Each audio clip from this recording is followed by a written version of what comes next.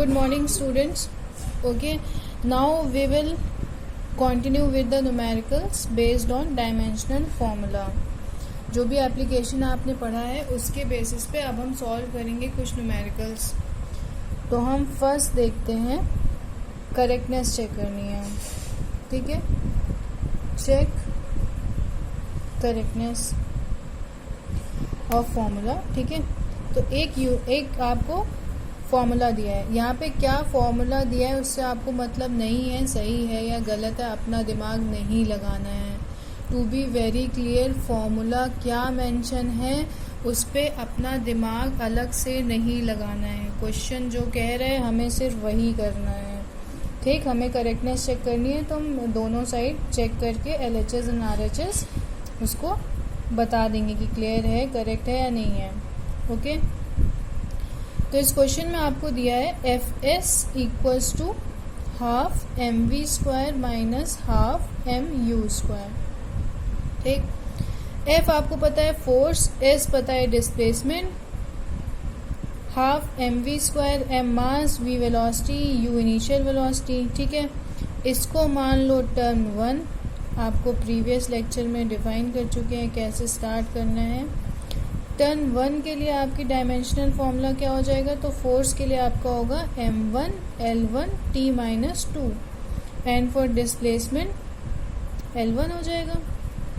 ठीक है, तो ये आपको बना क्या, m1 L2 t-2. Now term 2 देखो, टर्म 2 के लिए क्या है आपका, ये हाफ कांस्टेंट है तो m के लिए मास m1 हो गया. v के लिए आपका वेलोसिटी के लिए क्या जानते हो, LT-1 होता है, बट यहाँ स्क्वायर है तो उसके लिए क्या हो जाएगा L2 t-2. इसका होल स्क्वायर कर दोगे तो आपका L2 t-2 आ जाएगा. अगेन टर्म 3 के लिए देखो, अगेन ये आपका कांस्टेंट है एंड u क्या है, ये भी तो आपकी वेलोसिटी ही है ना, तो आपका ये दोनों टर्म सेम आएगा. तो ये आ जाएगा आपका m1 L2 t-2. This is your 2. Clear.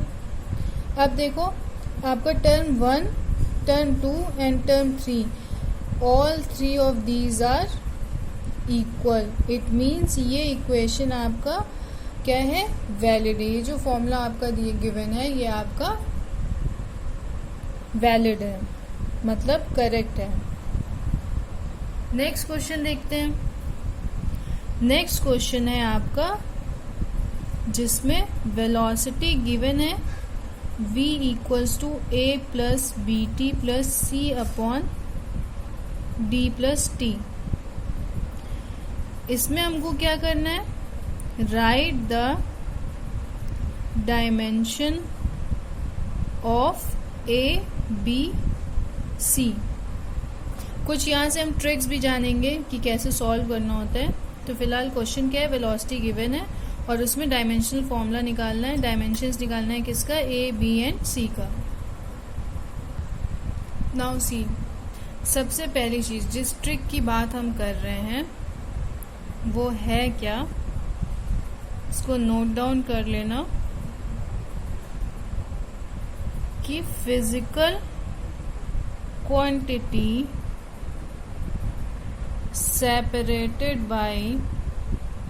separated by plus minus equal greater or less have the same dimension. Always remember this. Clear? So if I'll talk about what this equation, या ये अगर आपको नहीं समझ में आ रहा है तो भी आप ये देखो कि हमको ये जो फैक्टर मिला इसका जो डायमेंशन था वो इसके भी इक्वल था और इसके भी इक्वल था. इसके बीच में साइन क्या मिल रही है उससे हमको मतलब नहीं है. मतलब अगर इसका जो डायमेंशन है वो इसका भी होना चाहिए, इसका भी होना चाहिए और इस पूरे फुल का भी होना चाहिए. ठीक है, तो ये किसी भी साइन से सेपरेटेड हो, plus minus equal greater than और less than, have the same dimension. ठीक है, यहाँ पे कुछ भी हो, किसी भी दो यूनिट के बीच में। तो सॉल्व कैसे करना है? अब पहला वाला देखो, इसके लिए हम क्या लिख सकते हैं, v इक्वल्स टू a, ठीक है, या a equals to v। v क्या है आपका? वेलोसिटी। वेलोसिटी के लिए हमको पता है lt माइनस 1 होता है, तो डायरेक्टली हमको a की वैल्यू मिल गई, ठीक है। अब आते हैं bt पे। हमने कहा कोई भी फिजिकल क्वांटिटी किसी भी साइन से सेपरेटेड हो तो उसका डायमेंशन क्या होता है? सेम होता है। तो ये दोनों भी तो सेम, ये दोनों का भी तो सेम होगा, जो इसका होगा वही इसका, वही इसका, मतलब ये दोनों भी इक्वल होंगे। तो हम इसको लिख सकते हैं a इक्वल्स टू bt, ठीक है, मतलब दोनों के डायमेंशन सेम होंगे। a की वैल्यू हमको पता है, t हमको पता है टाइम है, तो b equals to a by t। a के लिए पता है, अभी अभी हमने निकाला lt माइनस 1 अपॉन t कर दिया, t1, ये ऊपर जाएगा तो आपका b की वैल्यू क्या आ जाएगी? lt minus 2। b की भी वैल्यू आ गई। अब c के लिए कैसे निकालोगे? c के लिए हमको पहले d निकालना पड़ेगा। सेम फॉर दिस ऑल्सो, ये डिवीजन में है, ये किसी में भी है, आपके दो यूनिट सेपरेट है पॉजिटिव साइन से, मतलब ये दोनों भी क्या होंगे? इक्वल होंगे। तो d इक्वल्स टू t हो गया, अगेन t आपका टाइम है, तो d की वैल्यू हमें मिल गई क्या? t1। अब हम ये सॉल्व कर सकते हैं, ये पूरा आपका किसके इक्वल होगा? v के। ये दोनों इक्वल है तो दोनों में से किसी का भी डायमेंशन आप ले सकते हो, ठीक है। तो ये क्या हो गया? v equals to c by t1, and again हमने क्या किया? c equals to v t1, v का आप डायमेंशन लिख दो lt माइनस 1, एंड ये आ गया t1, ठीक है। तो ये आपकी साइन कैंसिल हो जाएगी और c की वैल्यू क्या आ जाएगी आपकी?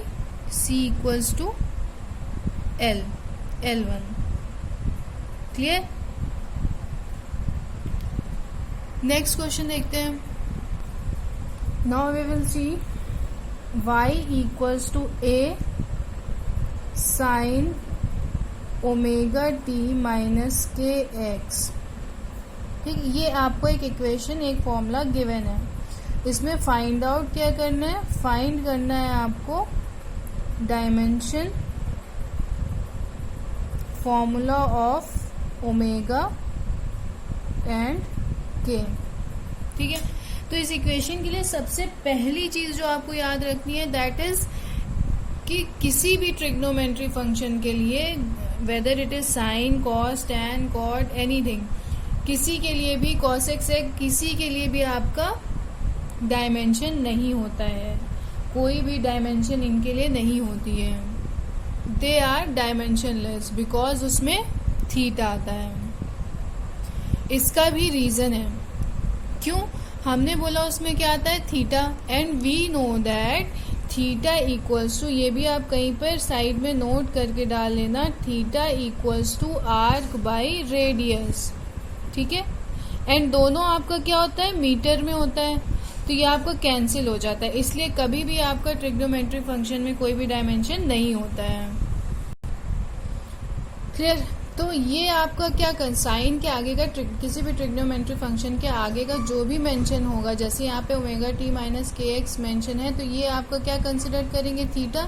एंड यहाँ से हमको समझ में आ गया कि थीटा इक्वल्स टू डायमेंशन के रिस्पेक्ट में 1 होगा, ठीक है। डायमेंशंस के रिस्पेक्ट में थीटा 1 आएगा। तो अभी पहले ही हमने पढ़ा कि कोई भी यूनिट अगर आपकी किससे, किसी भी साइन से सेपरेटेड है तो वो क्या होगी? इक्वल होगी, ठीक है। या यहाँ से हम कह सकते हैं कि आपका क्या है, दोनों की वैल्यू किसकी इक्वल होनी चाहिए? थीटा की इक्वल होनी चाहिए, मतलब 1 होनी चाहिए।